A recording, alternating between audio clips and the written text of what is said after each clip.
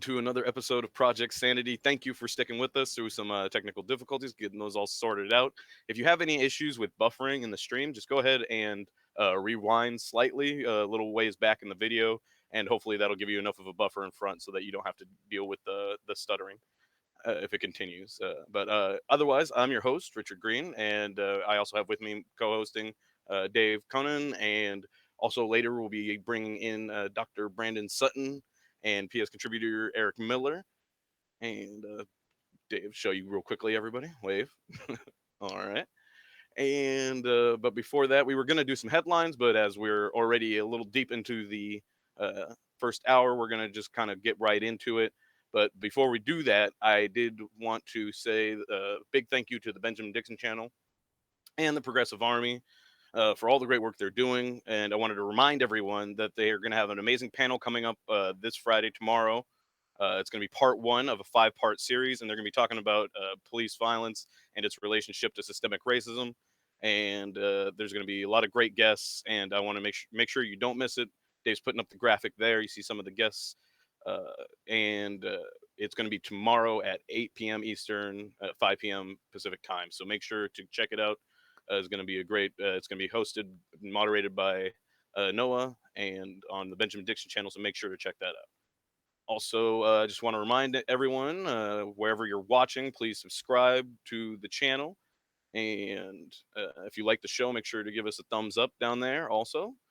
And if you're watching out also on projectsanity.org, and make sure to subscribe over there so you can get some of the content that we release as we go live when we're not here on Thursdays. So finally, I just want to encourage everybody to participate in chat. This is an engagement process, and so we want to hear your opinions, your thoughts, your questions, as well as our own. So make sure to try and engage with us in chat. We'll do our best to make sure we bring them, incorporate them into the show. So we were going to start some of the things that we're going to talk about today. We're going to be what's been going on with BLM and the recent shootings, including Alfred Orlongo. Also, what's that people are fed up and what that's manifested and looked like. And we'll be ending with a conversation on Elon Musk's SpaceX endeavor. So we're going to cover a lot of territory today. I'm looking forward to it. So first, though, we have, I guess, before we go into the debate, I guess we're going to go ahead and there was a great opinion on the debate, and we wanted to bring in a particular opinion, fair warning. It's from Plies. And so I think when we get that ready over here, we'll have that up in just a moment. I think getting it all connected here for us. Yeah. Okay. So just give us a quick moment here. Being told from the back that it'll just take us a quick moment.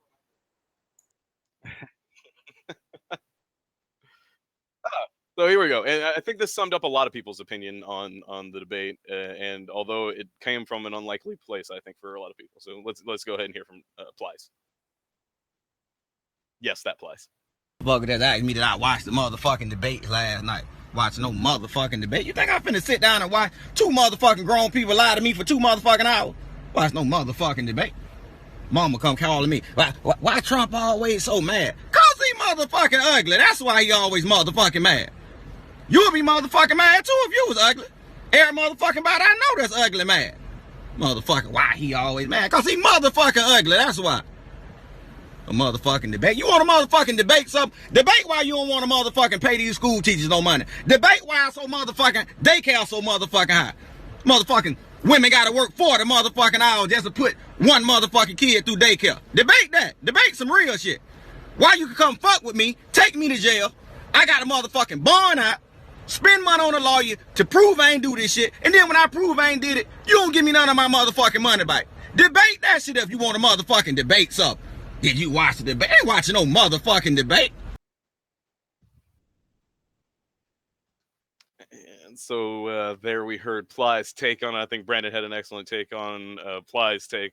So we'll go to Brandon first before we dive into more of the debate question. So thank you for joining us, Dr. Sutton. I'm not a doctor. I'm still not a doctor. That's not how it works.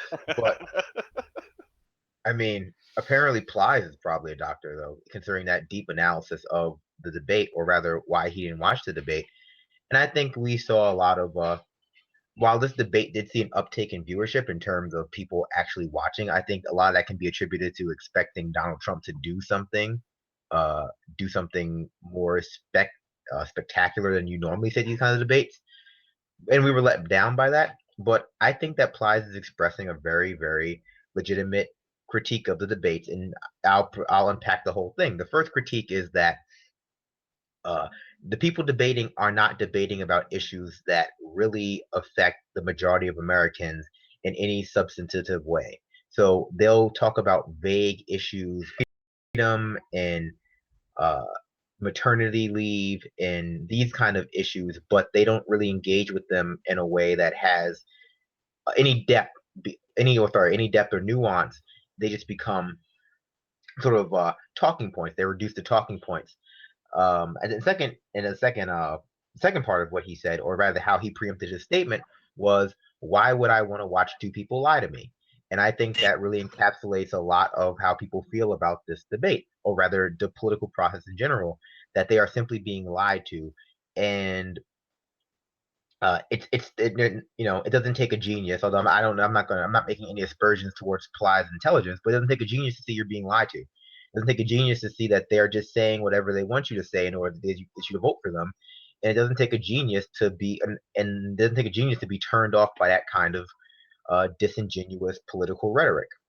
I'm gonna pause you there because I believe we are not streaming. So if this happens, we're going to just break momentarily while we sort that out. And if not, the world's a sadder place that they missed that from Brandon and Plies. uh, I can't tell. It looks like it's going out. So it's streaming, but it's like cut from Brandon. So he was like, John Jacob, his name is my name too. Like it would cut out poor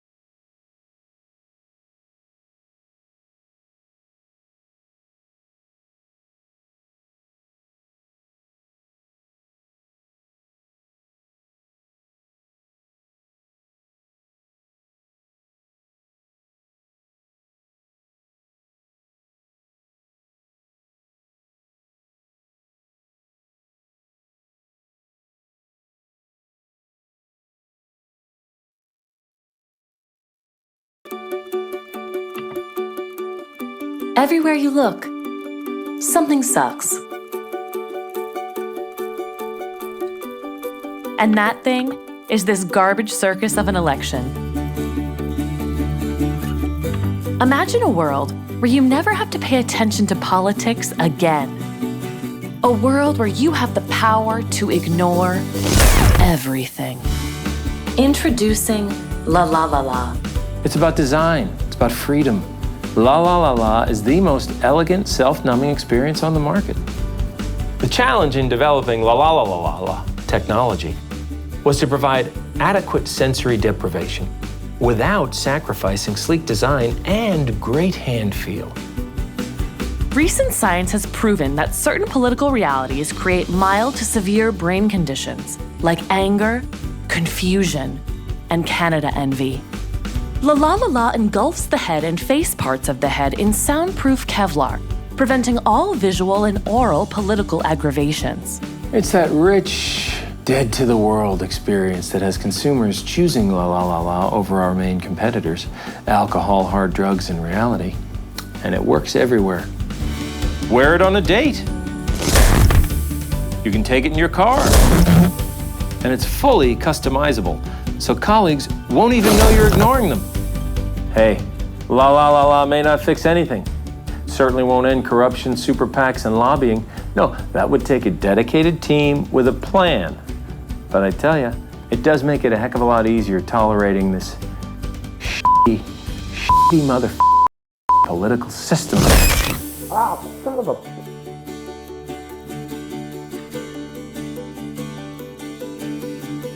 How do we get this thing off? Yeah, I think we can all start to feel that way a little bit during the day. Thank you. Hello. Welcome to anybody who's seeing us here at Project Sanity. We've been dealing with some technical issues, sorting those out. So hopefully things are running relatively smooth for us now. Appreciate you sticking with us through all that. Just to give you an idea, since it looked like it got chopped up, we're just going to kind of give you a rapid fire show today since we're on a truncated time schedule. But before we get into today's show, I just wanted to remind everybody, or thank everybody at the Benjamin Dixon channel and the Progressive Army for all the great work they're doing, and wanted to highlight and remind everyone that there is going to be an awesome panel going on Friday. It's part 1 of 5. They're going to be speaking about police violence, its relationship with systemic racism, and there's going to be a lot of great guests, as you see there on the graphic above, and it's going to be being moderated by Anoa, and she's a great host. You can also check her out at The Way with Anoa on YouTube and on the Benjamin Dixon channel on Tuesdays. And so other than that, I just want to thank all of my co-hosts and contributors for joining me today, and Dave plugging through the technical issues we've been having. We got Brandon down there, and so everyone just wave and say hey, and just thanks guys for sticking around. Yeah, thanks for sticking around, guys. Sorry about all that. Network, all kind. We're grassroots. We could use some equipment, so think about donating to the channel. I don't know, maybe. But yeah, we're working it out, and the folks over at the Benjamin Dixon channel are gracious enough to keep us going over there, and hopefully it's actually streaming out pretty good. Let us know in the chat if it looks good. I think I fixed things, but thanks for being here. Yep, and so if you haven't already, please subscribe, and to make sure that you catch any of the live stuff, or when we come up with events, or something catches our attention and we think it deserves its own time, we go ahead and get a special going, and we're trying to get some more things going on our channel, so make sure to check it out. And so as soon as it goes live, you're able to see it first. And other than that, just wanted to mention, as Dave did also, is interact with us in chat when we're not on camera. Oftentimes you'll catch these guys in chat talking and doing things like that. So go ahead and give us questions, comments, whatever you got, and we'll do our best to incorporate it into the show. And with that, I think we're going to go straight into Ply's reaction to the debate. You go ahead and check it out. I think it speaks for itself. And yes, that Ply's. Fuck that asked me that I watched the motherfucking debate last night. Watch no motherfucking debate. You think I'm finna sit down and watch 2 motherfucking grown people lie to me for 2 motherfucking hours? Watch no motherfucking debate. Mama come calling me. Why Trump always so mad? Cause he motherfucking ugly. That's why he always motherfucking mad. You would be motherfucking mad too if you was ugly. Every motherfucking body I know that's ugly mad. Motherfucker, why he always mad? Cause he motherfucking ugly, that's why. A motherfucking debate. You want a motherfucking debate something? Debate why you don't want to motherfucking pay these school teachers no money. Debate why so motherfucking daycare so motherfucking high. Motherfucking women gotta work 40 motherfucking hours just to put one motherfucking kid through daycare. Debate that. Debate some real shit. Why you can come fuck with me, take me to jail. I got a motherfucking bond out, spend money on a lawyer to prove I ain't do this shit, and then when I prove I ain't did it, you don't give me none of my motherfucking money back. Debate that shit if you want a motherfucking debate something. Did you watch the debate? I ain't watching no motherfucking debate. And there you have it. And I think that was a sentiment shared among a lot of people that might have been asked if they were going to tune into the debate and why they weren't. And after being one of those people that actually tuned into the debate, I can totally see why they would feel that way. But Brandon also had some great insight into that. It got chopped up, so we're going to go ahead and give him an opportunity to take a second crack at that. Well, I mean, actually, I think both videos work well together. I think the first video shows that there's a level both videos show that there's a level of apathy towards the debate. And while the first video treated it, vaguely flippantly, the second video really expressed why someone might feel apathetic in the sense that the topics being discussed are vapid and shallow. And even when certain important topics are brushed upon, there is a sense that it's just rhetoric and nothing is actually going to change. And I think a lot of people sort of present the opinion that if you don't watch the debates, if you're not engaged politically, it's a bad character flaw on your part. But the alternative way to view that is that they're not actually saying anything of substance. And since the choices you're given are so heavily controlled, what exactly is the purpose with engaging with the debate? Like I mean, from my perspective, as someone who watched the debate, I did not actually learn anything new. I didn't learn anything new. I didn't learn anything I already did not know about the two candidates. I did not come to like either one anymore. And ultimately, it was incredibly just shallow and vapid. At a certain point, it leads me to wonder, who are these debates for? Because you see the post show, you see your Tom Brokaws and your pundit class talking about, oh well, Trump scored points here, Clinton scored points there, X, Y, and Z happened. Just going over the gamesmanship as if they're breaking down a football game.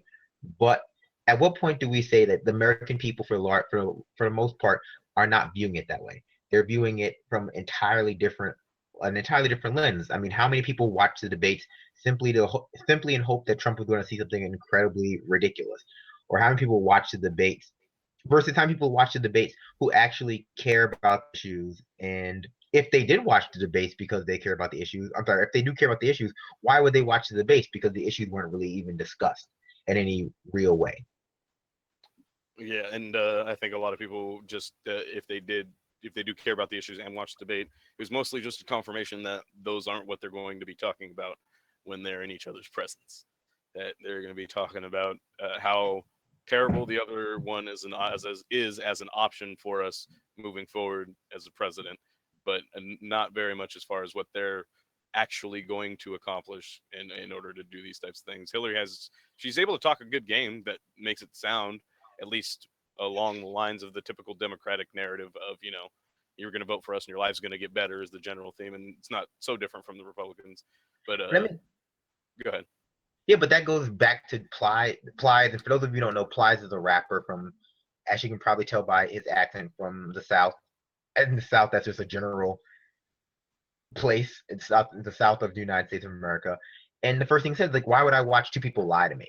So there's a very palpable feeling amongst people that even if you watch these debates, it's largely just a game.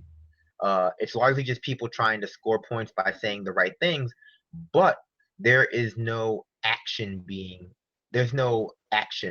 that one can expect to come from any of these words. Like, how many of the debate promises that anyone remembers? I mean, I don't even remember the debate promises of the last debate were actually kept in any meaningful way. Like, what were the promises made? Like, what? Yeah, I think it's limited, and I brought this up. We talked a little bit before we came on air, and we were sorting through the technical issues. But that I thought that the League of Women's Voters press release back in 1988 pretty much sums up why and how we got here. And it said, "quote." It has become clear to us that the candidates' organizations aim to add debates to their list of campaign trail charades devoid of substance, spontaneity, and honest answers to tough questions. Newman said, "The League has no intention of becoming an accessory to the hoodwinking of the American public." And what happened was that the Commission for the Debates and Presidential Debates and networks didn't have that moral objection, and were more than happy to turn it into one of those charades. And it's been that ever since, and to one degree or another. And this year is showing us what happens when you put a reality TV star in the mix. Absolutely, but it's not even just a reality TV show. It's a bad reality TV show. Like it's a reality TV show full of amateurs. It's the Hell's Kitchen of debates. It's not even Chopped. Mitt Romney versus Barack Obama was like the Chopped or the Iron Chefs of debate. This was like Hell's Kitchen. This was the Hell's Kitchen of the debate. Like the competition between two people who aren't really that good at what they do, but are qualified enough to be up on stage and talk at people. And it makes me wonder, like, maybe we should move past the debate format. Like what of substance is being learned by these debates, and how many people are actually watching it for their intended purpose, or rather their professed purpose, to learn more about the candidates. At the same time, I would say that we should make it very clear that, because even like within their press release, or rather within Lester Holt's opening statement, he made the claim, or rather he described the governing body of the debates as a nonpartisan organization, when it's not that. It's a bipartisan organization, which really speaks to what you just said, Richard, that it's an organization made up of representatives from both the Democratic and Republican Party that agrees that certain things should not be discussed. That certain things, it goes back to Plies, apparently the best pundit of our era, rather, that certain things are just not going to be discussed because neither party finds them to be worthwhile to discuss. Neither party has a solution to the problem at hand. And so thus, even if it means a lot to the average everyday American, or your everyday, Southern rapper like Plies, it's not a topic that can ever be broached, because it doesn't mean anything to the establishment. This is an establishment dog and pony show meant to make both parties look good. And by calling it nonpartisan when it's really bipartisan, it gives the impression that there are only two political parties, and that's just, that's the same thing. It's good enough. When really, we know at the same time Jill Stein was outside Hofstra University and was arrested outside Hofstra University for quote unquote causing a scene by having students gather around her. Just demonstration of how tightly the establishment wants to keep its hands around the throat of the Americans as it comes to keeping the two-party system going. Absolutely. And I was just looking at some other things as well, but I think that it's really frustrating for a lot of folks to feel so helpless. But at the same time, part of it is that when in the 80s, when the League of Women Voters pointed this out to us, since then we haven't called them to the cover. But one of the people that have been asleep at the wheel is the media and the people that are facilitating this. It's the journalists' job to call this out for what it is, and some of them do, but they pretend as if they don't understand. Laid out exactly what you just laid out about how it's really just a bipartisan thing, excluding some things from discussion, or to what degree it'll be discussed. And the tenseness around the debate is how much either candidate will go beyond those rules that they set before each other before they enter the debate. And Well, I mean, that's the problem with political scientists. Like, that's the problem with political scientists in a nutshell, and the problem with a lot of them, and the problem with a lot of media personalities in a nutshell, is that they treat this like it's a game. And so they get so overwhelmed with the gamesmanship of what's going on. Like, oh, like he's such a good orator, and that's really going to win him points. When I would argue most people who are watching don't engage with it that way. That's not what they're seeing. And you'll never hear a debate pundit say, okay, how is it going to play that that person was obviously lying, and most people know they're obviously lying, and like what is the effect of that lie going to be on how people perceive just their campaigns? It's going to be everything is taken at face value. Well, I guess what you're saying, and that's just now how people are going to take it. It's like plain and simple. Yeah, and I feel like it's unfortunate that there is some there. I think what you describe is an interesting phenomenon in that there's people who speculate that people are taking it at face value, but we're not really sure if there are any of these people that are actually taking what they're saying at face value. If just the people that appear to be taking it at face value are really just partisans who are sticking with it regardless of knowing that it's not accurate or true.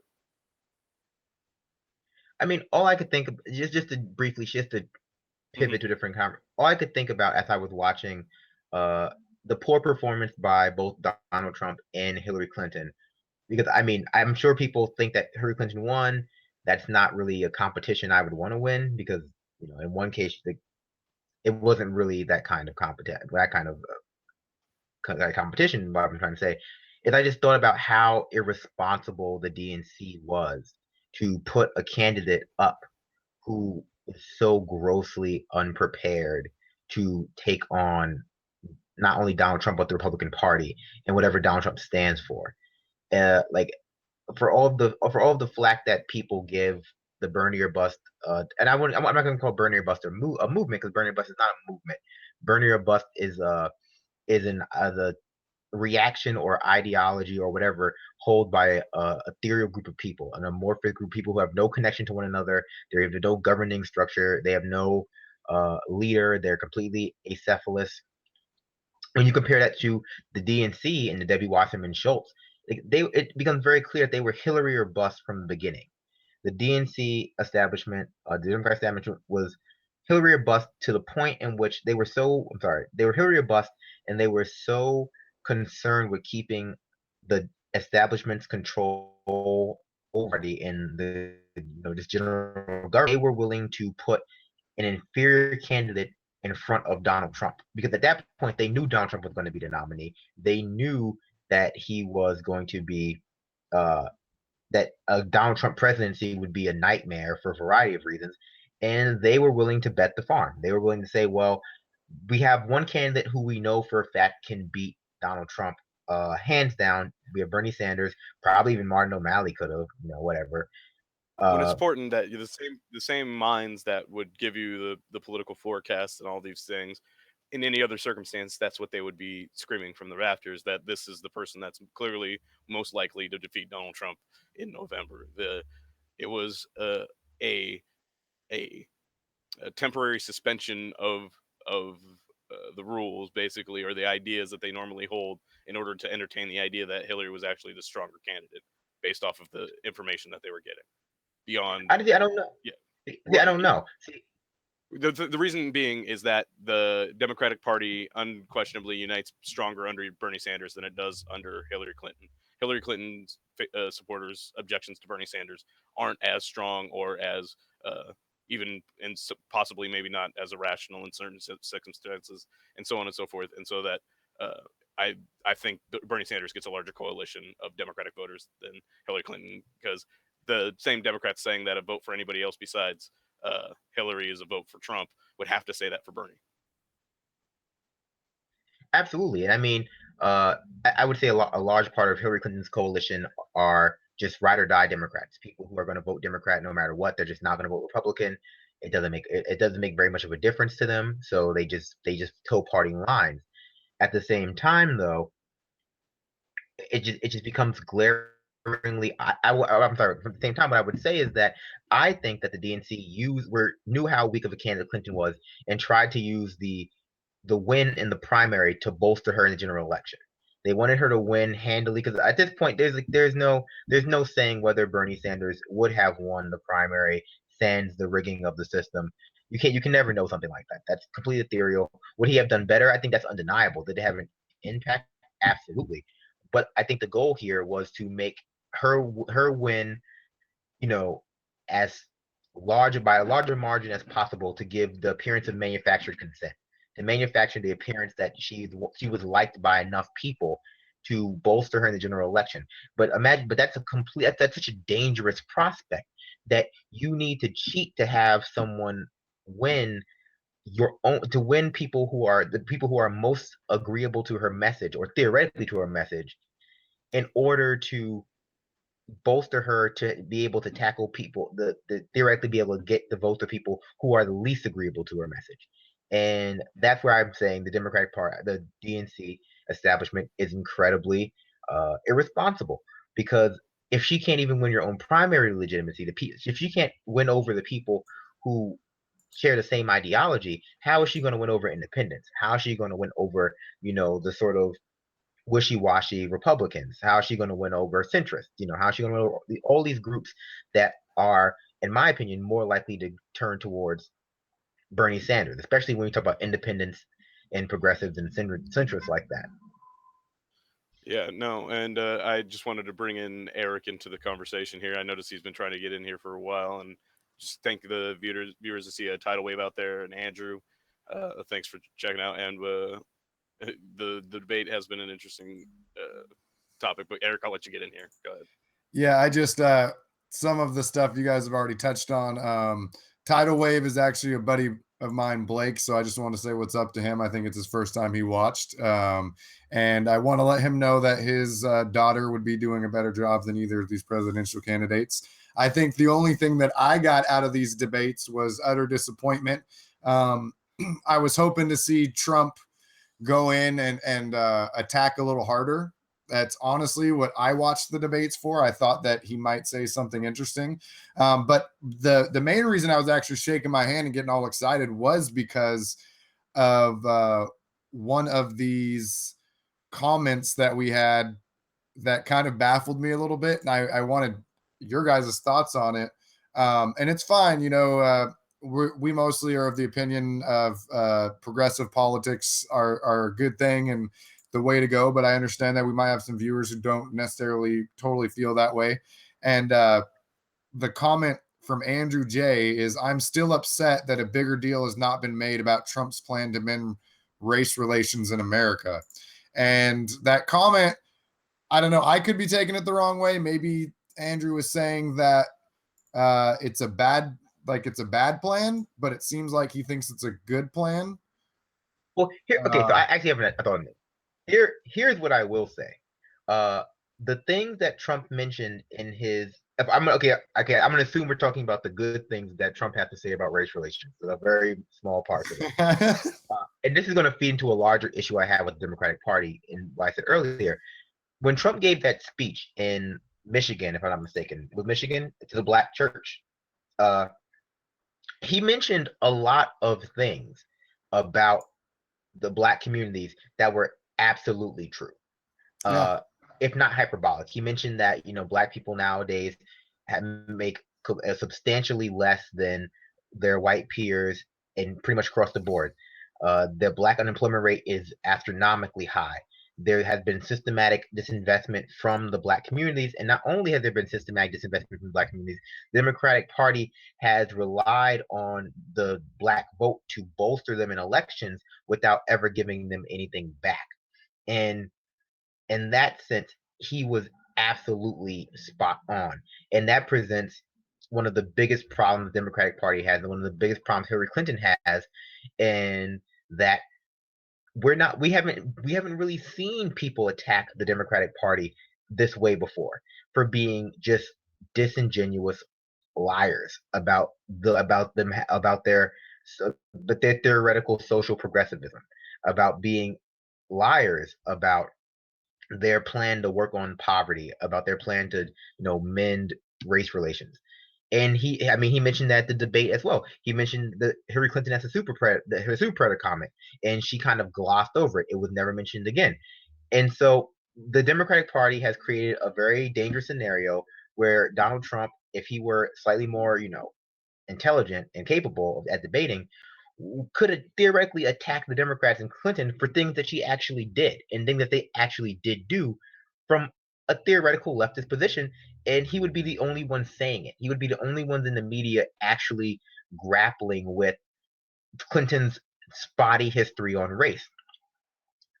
From the the alternative standpoint, he could be talking about the global stop and frisk policy that Donald Trump is advocating for. That we hire one cop per every person, and they just go around frisking literally everybody.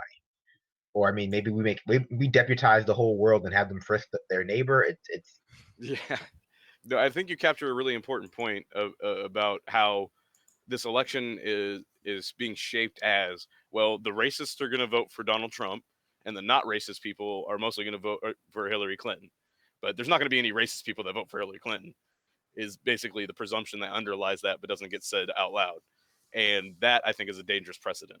If the idea is that the Democratic Party doesn't have any racism at home in there, I think that sets a dangerous place for us to go. I agree with you, and I've told you, I won't get specific here because this is a public conversation, but I've told you guys the story, Richard and Brandon, of somebody who's very high up in a local Democratic organization who was talking to me about a black female candidate, and he told me that if she wasn't a black woman, she would not be winning. And this was someone that is very high up in the Democratic Party, and come on. They want to pretend that just because the rhetoric is there, that the feelings of the systemic racism that they clearly practice themselves. And I've noticed this, it's made me sick. And it's really hard to try to explain to somebody how what they're saying is so wrong, because these are those comments where this is a person who made this comment to me that doesn't see himself as a racist. The Trump type voters, they're almost openly admitting that they're racists. They're almost proud of it.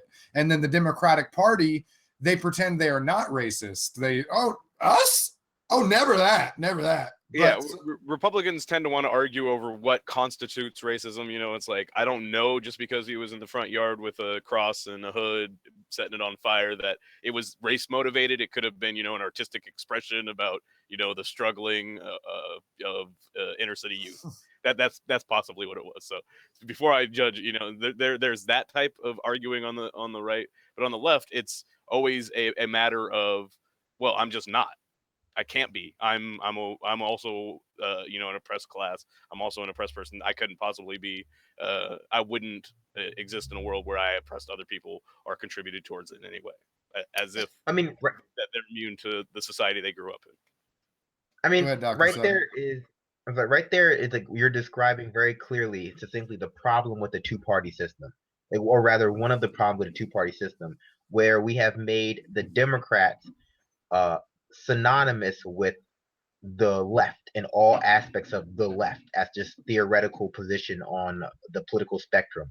And by being the representative of the left, they become inextricable from progressivism, from all leftist kind of policies. And they get to define the issues of the social liberal and the definition, and what those things encompass, whether they be feminism or anti-racism or what constitutes racism or like all of these complex things. And I mean, this leads us to the path forward, in my opinion. Like, you have people who are advocating voting for Trump because that'll coalesce the left together, and they'll be able to effectively fight against what's going on in Congress and in the United States, or people who want to vote for Clinton because they view it as, it's better to maintain the status quo than it is to sort of burn the house down. From my perspective, the house has already burned down. That has already occurred. The house burned down 20 years ago. Right now, we're playing in the ashes, and the world, our neighbors are laughing at us. They're wondering why America is still playing in the ashes of the house, the once great house that they had built, maybe in the 40s and 50s and 60s and 70s, and pretending as though that house is still there. Because I'll share a secret with you. They talk about people laughing at America because of Trump, but 10 years ago they were laughing at America because of Bush. 10 years ago they were laughing at America because of our trains and our internet speeds and all of our rampant police brutality. They've been laughing at America for a very long time, and that's why we need to start actively engaging with why they're laughing and not just what they're laughing at currently, right now. Why is the rest of the world pulling past us? So I'm not. So unlike the Jimmy Dores and I guess even Nick Nolan on To Take Down with Nick, I am not in favor of voting for Trump. Not because I don't think it will burn the house down, because I think we already hit rock bottom. I think we hit rock bottom 20 years ago. I am not in favor of vote. I just don't want the Democratic Party to coalesce again. I have no interest in that. I have no interest in going back to the two proto political parties that we have right now, because frankly, I don't think that what is going on currently, what has been going on for the past 30 or 40 years in America, is an anomaly. I don't think this is an anomalous situation that just happened to occur. I think this is the only way a two-party system can ultimately end up. I think that if we go back, I think if we vote for Trump and the left coalesces and Trump only has 4 years, and then we put up a who are they going to put up? Are they suddenly going to stop being corrupt? So they're going to put up Elizabeth Warren? No, they'll probably put up Tim Kaine. Yeah. They'll probably just put up a Tim Kaine, and the Democratic Party will be so glad that to get Trump out the office, they'll vote for whoever it takes. Where if you're saying that continuing the shift to the right. Yeah, continuing to shift to the right and continuing the two-party system. I want the destabilization of the two-party system by any means. That is the only way we stop this from occurring again. And let's be very honest, eight years under Clinton will cause a schism in the Democratic Party. Hopefully, it will cause a schism between the true progressives and the corporate elite progressives, the blue dog Democrats. It may cause a coalescing of the Republican Party in some ways, if Trump hasn't already completely torpedoed them. But ultimately, I'm not interested in another 8 years of Clinton to be presented with Trump 2.0, aka Ted Cruz, who suddenly just wins, and we just do this. We do this game for the rest of eternity, where we go back and forth between Democrat and Republican, back and forth between Democrat and Republican, and things just either get worse slowly or they get worse quickly. And then when the Democrat comes back in office, they don't fix anything. Because that's what happened under Clinton, the first Clinton, right? Clinton 1, Bill Clinton, sexual predator, which he is, where Reagan instituted all these cuts, and I guess people thought that Clinton would turn them around, but he just doubled down. And then Bush instituted a whole bunch of cuts, sharp cuts. And then Obama just doubled down. And so we've moved past the point where the Democrats are actively repairing what the Republicans are doing. And now they're just exacerbating it, or they're just letting them run their course. Well, I've already noticed, it's interesting you brought up the schism in the Democratic Party. As someone who's been touring LDs, by the way, write in ericmiller.com in case you guys are interested. For someone who's already touring LDs, and it's so different. I'll go to different organizations, and I was talking to you guys earlier today in our production meeting about this, and in a 1 hour kind of strip of freeway, it's so different. You'll go to one organization that's completely progressive, and they will look at the Green Party as someone with mutual interests, and we can work along with the Green Party, and we can work along with the Democratic Socialists, and they don't care. That all they care about is that those are also progressives, and they might disagree with who to vote for at the top of the ticket, but we don't care. We can work with them. It's still somebody who cares about the same issues. And then you'll go to other organizations that are more like, oh no, you can't work with them. They're not voting for the same people as us. It doesn't matter that they believe Black Lives Matter. It doesn't matter that they want a economy that works for all people. It doesn't matter that they want single payer healthcare. Those things don't matter. What matters is who they're voting for at the top of the ticket. And I think you bring up an interesting point, because I think that Hillary being elected will provide more of a schism. I think it's already opening up. And I think if she's in office for 8 years, you're going to see that thing explode. And I think it's going to cause an even more of a contrast. And we see some organizations that have already been taken over by progressives, so to speak. They're all Democrats, but within every organization, the Republican Party is the same way. There's different belief systems, and there's kind of different cliques. And that's why there's a progressive caucus in the Democrats. But for example, Thurston County Democrats just voted not to endorse Patty Murray or Denny Heck, which are Democratic candidates, one for state Senate, who's been there since, I think, 96 or 98, Denny Heck has been around since he was 24 years old, elected into office. And these are establishment Democrats who have been doing things in Washington for a long time. And because they're not opposing the TPP, we organized to not endorse them as a county organization. And this is something that's unprecedented. And all I got to say is that's a revolution, number one. But number two, it's a schism because it pissed a lot of people off too.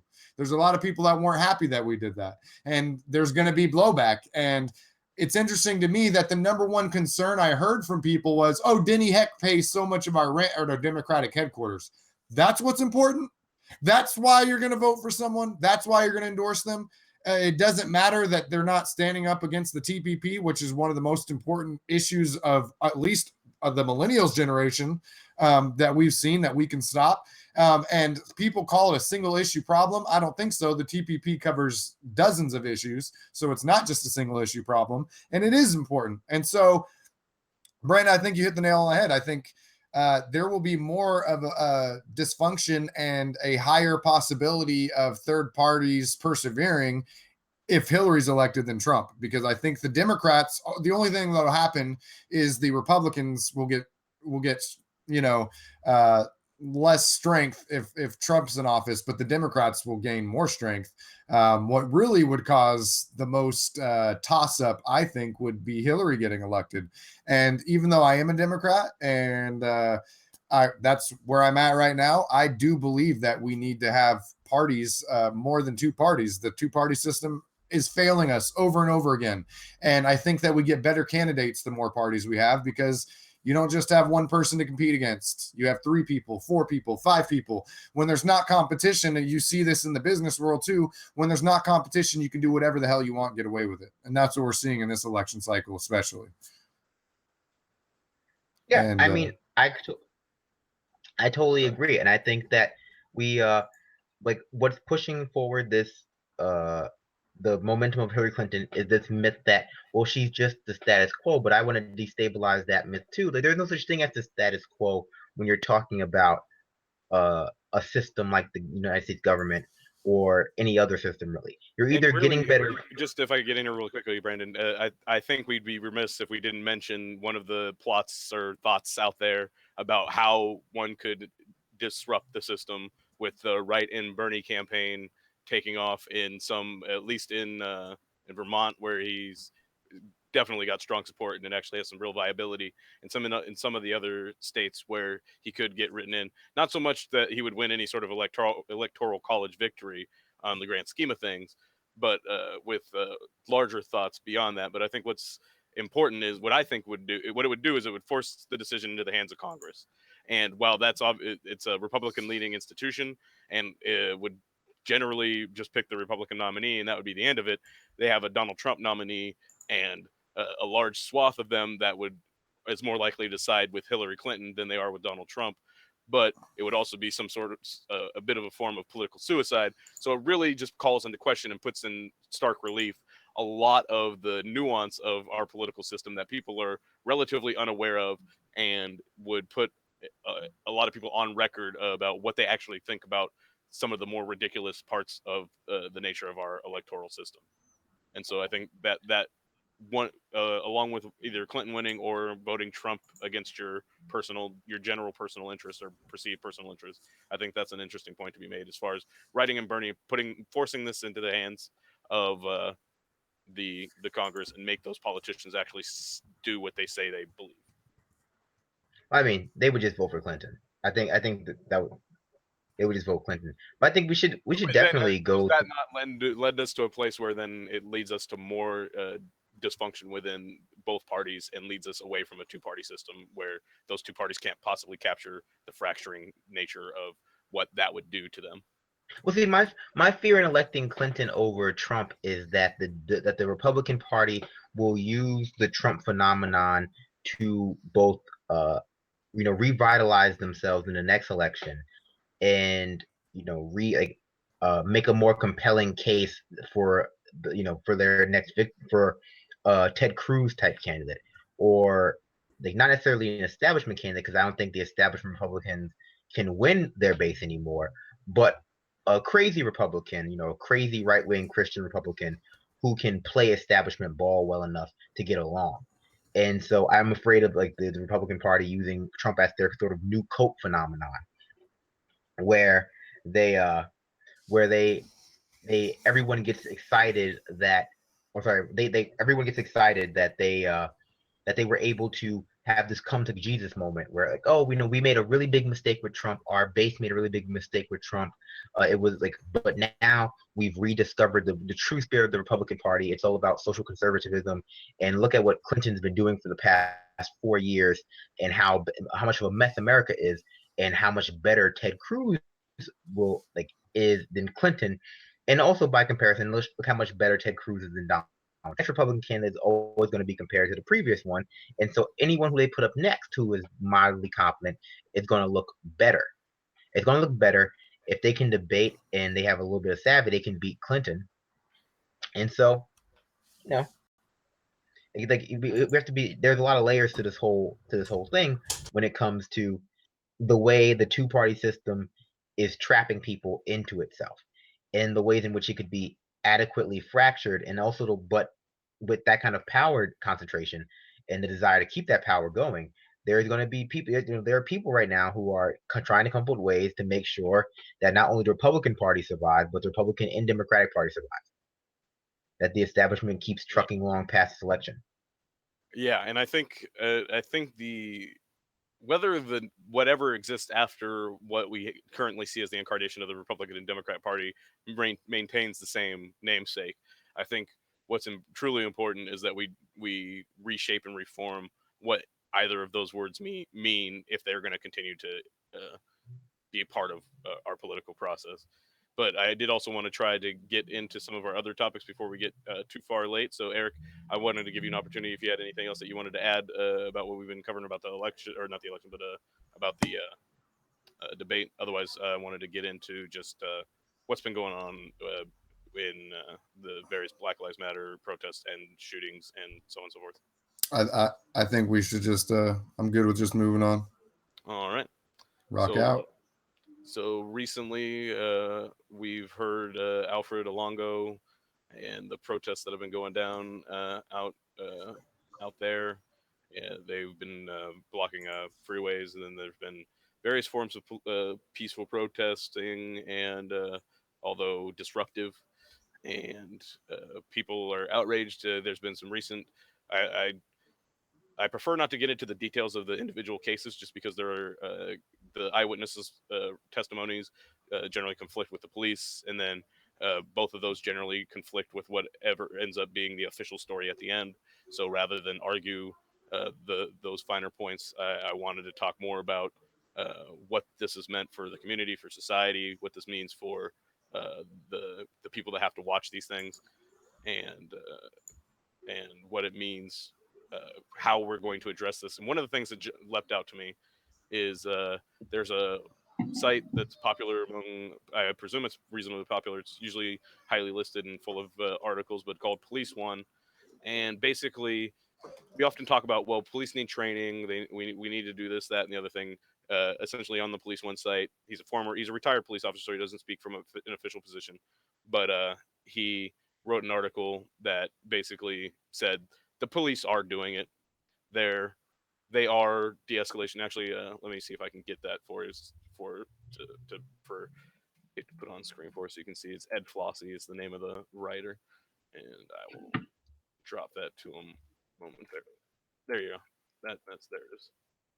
And so anyway, in the article, he goes on to talk about de-escalation isn't new. The police have been doing this for a long time. We're well practiced at de-escalation. We practice it all the time, and we're doing a great job. What you guys need to understand is that de-escalation is a two-person process, and you need to look at the people that are on the other side of this.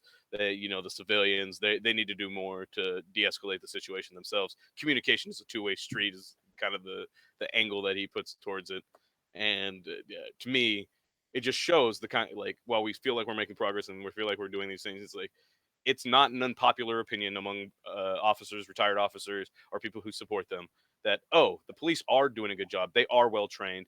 That isn't the problem at all. It's bad criminals being bad criminals, or people acting like criminals when they're not really criminals. That's the problem. And so with that, I'll open up the discussion about where we're at, and any you guys can touch on any of the things that I mentioned there. Yeah, well, I just Go ahead, Eric. I know you're sorry to do this, but I know you didn't want to get the details of the case. But one thing that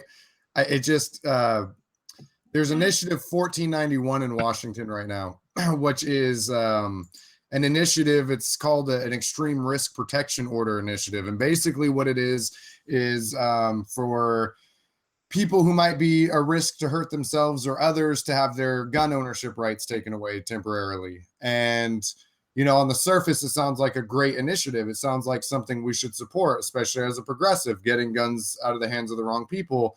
But this situation here was the case we're talking about now was a phone call of someone that wasn't acting like themselves. That's what the call basically was. Or in other words, they were having a moment of mental instability, excuse me. And I think this is the problem with that initiative is now you have a police officer, and we talked about this at length earlier as well in our production meeting. You have a police officer coming with initiative 1491 to take a gun away from someone who is at risk of hurting themselves or somebody else. And they're not trained to handle those situations. And, I actually was kind of promoting this initiative, and then someone brought it up to me. They said, you realize the police are the ones that are going to be coming and taking these guns away. And that's what's kind of got me like, okay, maybe the wording of this, the theme of the initiative is good, but the wording, we're already in such a militarized police state that encouraging police to put themselves in these situations where they're going to be already in a draw first mentality. And the de-escalation technique subject, I don't know whose phone's going off, but I certainly hear it. De-escalated us real quick right here. But I think that we need to teach police officers de-escalation training way quicker than we teach them how to shoot a gun. That's bottom line. Yeah, and I mean they could use a little work on actually shooting guns as well. The Yeah. accuracy rate of police isn't as spectacular as you might assume, considering how frequently they tend to resort to using their weapons, at least comparatively to other societies. And so, Brandon, I also wanted to get you an opportunity to get in here. You seemed you had a reaction earlier, so I didn't know if you had something in particular. Well, I mean, I have several reactions. The first is you get the police force you pay for. And I don't simply mean the salary of police officers, but the amount of money invested in police training versus the amount of money invested in buying expensive tanks and junk like that, and buying army surplus or Iraq surplus materials. So there is that. In terms of de-escalation training, as far as I know, that's like psychological testing isn't even mandatory in most parts of the United States when it comes to police officers. So how are you going to teach someone to de-escalate a scenario? Their psychological profile is just generally very aggressive. There's so many factors going into what is causing the violence, the police brutality within America. There is the individual factor, which is the police officers that we are hiring are poorly trained, perhaps unpsychologically fit to be police officers in the first place. There are the racial aspects of it, which that our society simply views Black people, especially Black males, as being inherently dangerous. They've done studies that show that people will perceive a neighborhood as being dangerous or more dangerous simply due to the presence of young Black males on a street corner, even if it's the exact same picture of a neighborhood. And so I think the case in Tulsa, Oklahoma, where the female cop rather, was indicted or brought up on charges for shooting an unarmed Black male at the time, and the judge issued a statement that said you did not have a reasonable fear of this man. You could not have. There was nothing dangerous about him. Was a very powerful statement because our society for a very long time, one of the backbones of American society is that Black people are inherently dangerous, but just by nature of being Black. A Black man is just being is is the equivalent of like a white person holding a gun, or a white person who looks like a biker with tattoos, or so it becomes. We have to start retraining ourselves, not just the cops. And I don't mean retraining Yeah, ourselves to and give cops more respect, but retraining our children and retraining ourselves to just not inherently be judging black people as threats to our I want to well-being. focus in on that for a moment. In that, like, I want to offer an explanation that isn't strictly a race, like, isn't you're a KKK member and that's why you're so racist against people. Explanation for why there's that inherent uh, uh, fear of blackness, or or how people can perceive it anyway. And then I told this analogy earlier, and so forgive me about the whole animal comparison, but it shouldn't matter. But essentially, that when white people see black people, it's like an ancient harken back to the plains of Africa. They see a lion, they see a threat. It doesn't matter.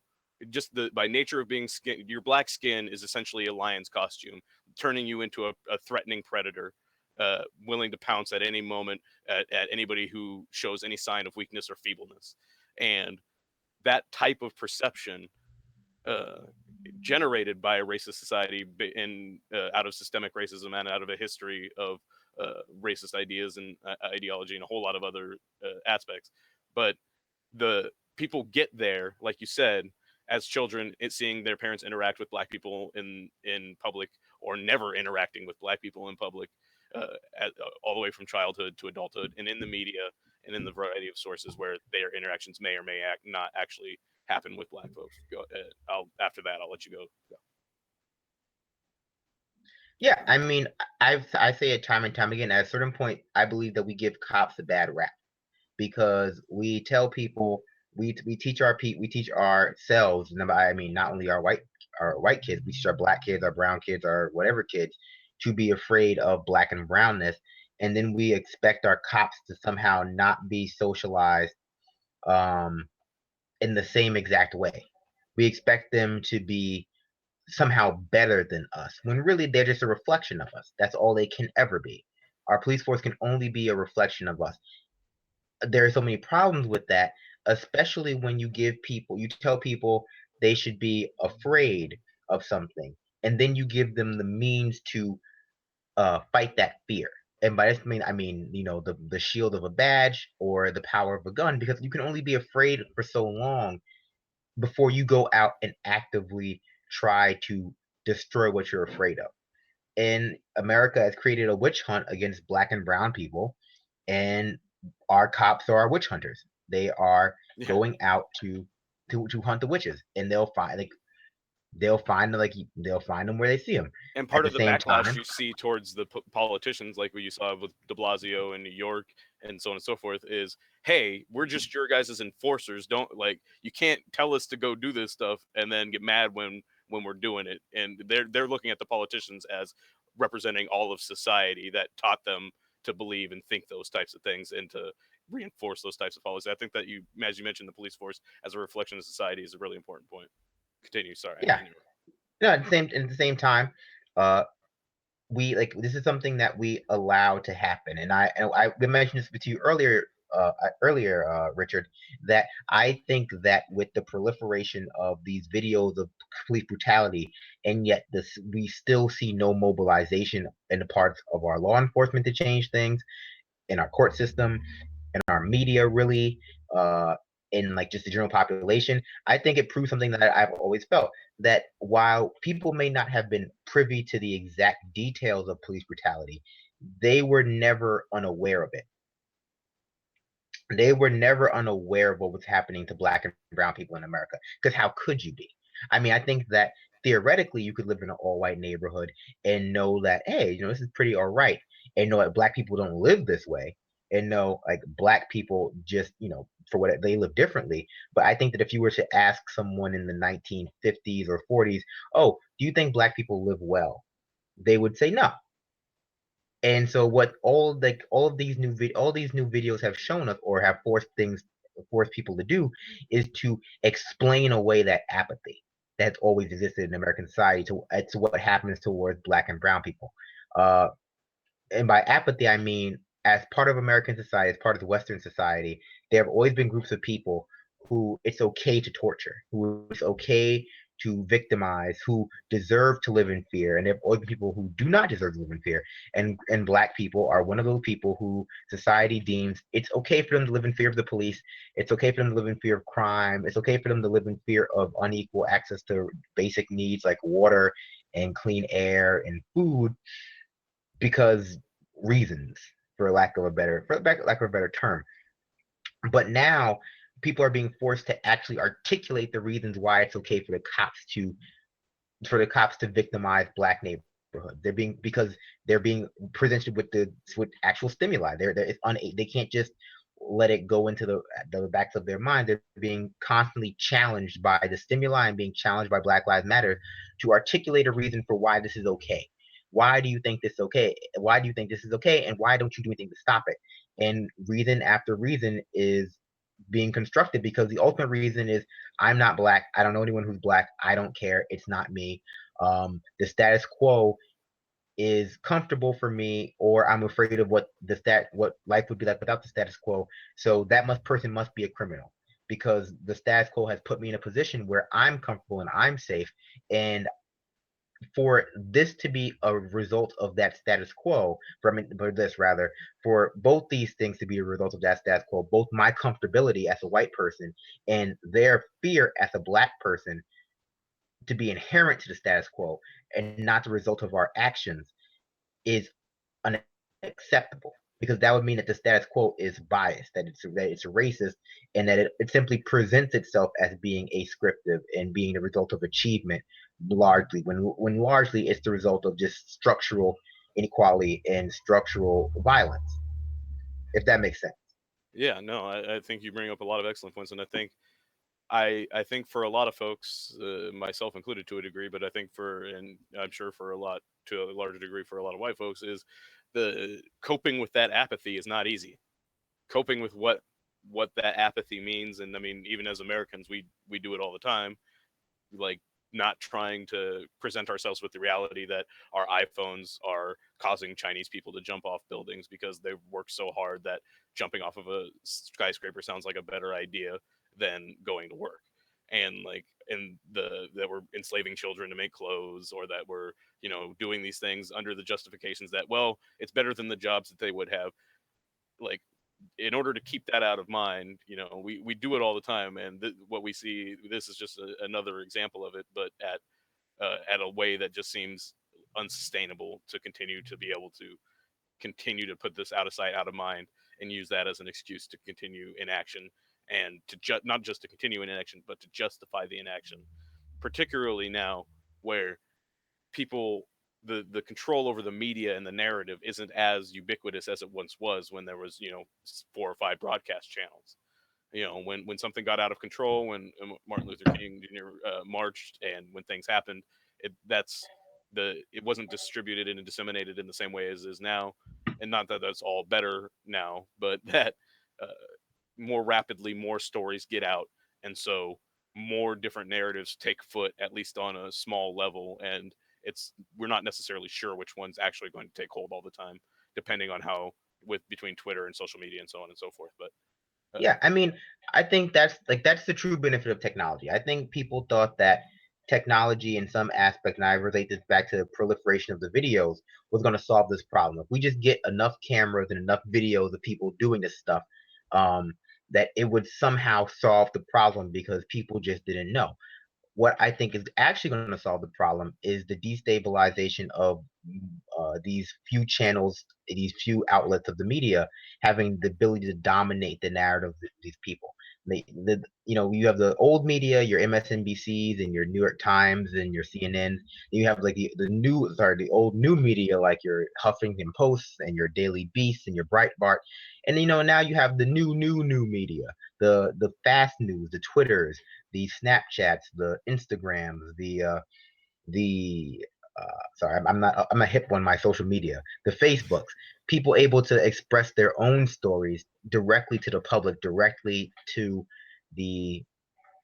directly to the populace, without the need for a filter. Because let's talk about this. What was the woman who who basically live streamed her boyfriend being shot in the car, and that video went viral. And it was in making something like that go viral on the internet just through Facebook, it forced the old media to play that video, because that's the kind of video that would never be played otherwise. They would never have played a black person being shot in a car and dying on live camera on MSNBC or CNN or any other channel had it not been for the fact that they could no longer ignore it because of these places and spaces and for counter narratives to be promoted. So at a certain point, we are seeing a proliferation of stories and not just videos of the effects of these police shootings, and that's what's really sort of pulling people into the Black Lives Matter movement, like the humanizing effect of these stories of these little kids who don't have a father anymore, these wives who are forced to live stream their husbands dying for no reason. It's very emotional. Yeah, it's like it's. I can't believe it's taken this long and this much for us to get this far, but at the same time, I'm concerned about how much more it's going to take to get where we need to go. Like, it seems I these things are helping, like you mentioned, but I don't know what it is that's going to set us over the edge in a progressive way and not in a violent, utter, collapse and failure type of way regarding sorting this out.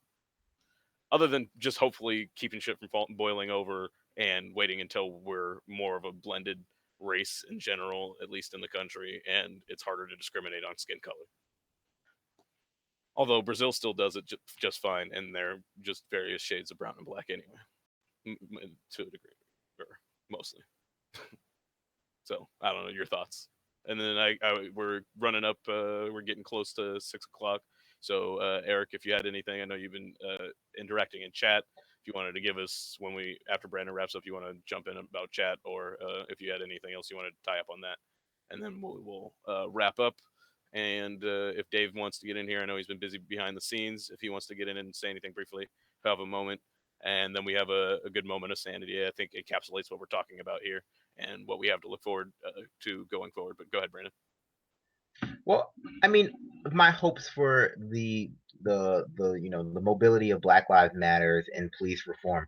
I said it before and I'll say it again. The biggest thing I like about Black Lives Matter is that they are forcing people to articulate, just by their presence and just by challenging things that have been said, why it's okay to say and think certain things, and why it's okay to do certain things, and why it's okay to not do anything about certain things that are true about society.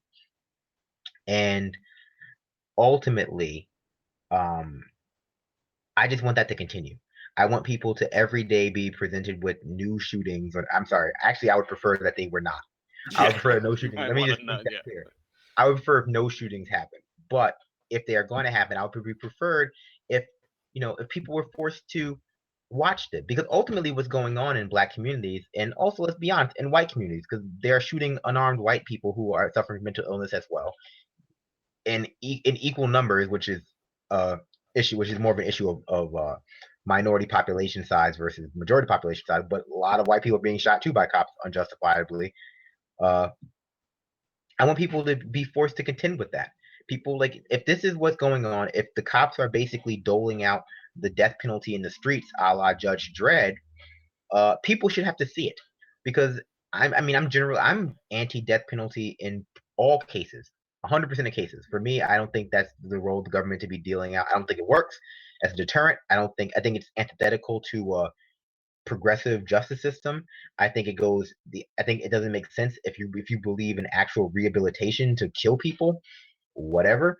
But it's like Phil Donahue once said, if you are going to be doling out justice and you believe justice has to involve murder or killing or execution, whatever you want to call it, it should be done in public. You should do it in the square. You should, if you think, because justice is not committed in silence, it's not committed in the dark, it's not committed in back rooms. Justice is committed in public. If you want people to learn how not to behave, then you should, and because there is what, as being black in America is a death sentence, or being crazy in America is a death sentence, or being disrespectful to cops in America is a death sentence, then okay, then you should literally play people being shot for doing those things on the news every day. And either people will learn that you don't behave that way, or they will say, hey, you know what? Uh, I don't think that the cops should be shooting people for these reasons, either for being black or for being disrespectful or for, just being mentally ill. But at a certain point, it seems as though this is a problem that we've always had, and now it's finally becoming like overtly visible, even though it's always been subconsciously known to people. So I just want to keep that in people's heads. I want to keep the idea that this is a problem that we have, and to bring this full circle back to the debate, neither party has a solution for this problem. Neither party in any way wants to tackle the racial issues in America in any substantive way. That's just the way I feel about it. No, and I think that you make excellent points, and I think bringing it to making people live it and see it is one of the things that I think is kind of lost on us. I think I mentioned before, but the story of a hunter who, when people see he did a hunting show on a reasonably mainstream channel where he would actually gut the animals on the show, and there were some complaints about it. And his kind of internal response to people when they talked about him, gutting the animals is like, when you eat a chicken nugget, that chicken has to be, gutted too. But just because you outsource that labor so that you don't have to see it, doesn't mean that you're not just as culpable for that inhumane treatment or whatever. This provided this is an actual chicken nugget, but anyway, that that you're just as culpable in that too. But because you've outsourced it, somehow you feel as though you have no responsibility for it. Whereas the person that's actually doing it themselves, at least they're experiencing what it means to take an animal's life before they consume it. And so I think in a lot of ways that's lost on us, that when you're confronted with the reality of what it means to having a police force that is nice and gives you jump starts outside your car and puts makes you feel safe in your neighborhood and all those types of things, is at the direct cost of a police force that also deprives people of their constitutional rights, abuses them, and makes them live a life in fear. And so if you're not confronted with that reality, it's a lot easier to accept. But if you have to see every day the cost, the expense, the suffering that results from your privilege or your enjoyment, then it becomes much harder. I think as Americans, we can all do a lot more of that. And I think for a lot of us, seeing how important it is for the police to do should help give us some introspection as to how we can do better in our own lives, so that we can hold them more accountable as well. Eric, it looked like you might have wanted to get in here, so quickly, and then we'll wrap up. Yeah, just a quick story I wanted to tell of I'm so blown away that more people don't think that police violence is an issue. It's so amazing to me that it is finally starting to get out there, and there is people like the Progressive Army and Project Sanity and Tim Black that are speaking out about it. But it's so weird how blinded people are by their white privilege. So I was at a debate this Saturday, and a Republican candidate, Mark Hermanin or something like that, he debated a Green Party candidate. This is for the CD2 Congress seat in Washington. And I was wearing a Black Lives Matter pin, and he came up to me or actually I went up to him and I said, hey, I respect you for showing up here. Not a lot of Republican candidates would come debate a Green Party candidate. And his response to me was to point at my button and say, well, I don't like that. And I said, excuse me, what don't you like about it? And he said, well, I just don't like that you guys are violent. You guys are just all about riots and violence. And I don't like Black Lives Matter, and it's stupid. And this guy sounded, and I dumbed down my speech there so you could get a full impression of how stupid he sounded, because that's basically verbatim how he sounded. And it's just amazing to me, in a bad kind of amazingness, that more people don't understand that there really is an issue. And so I just urge people that are watching to continue fighting for this, because it's so important, and we are making progress, and people are starting to see that this is an issue. So let's keep at it. Thank you for that. And I mean, we are one big human family, whether we like it or not, or whether we've accepted it or not, whether we recognize each other as brothers and sisters and anything in between, or any person in between. Sorry, but like uh, that. What we really need to do is try to enlarge our circles of empathy and understand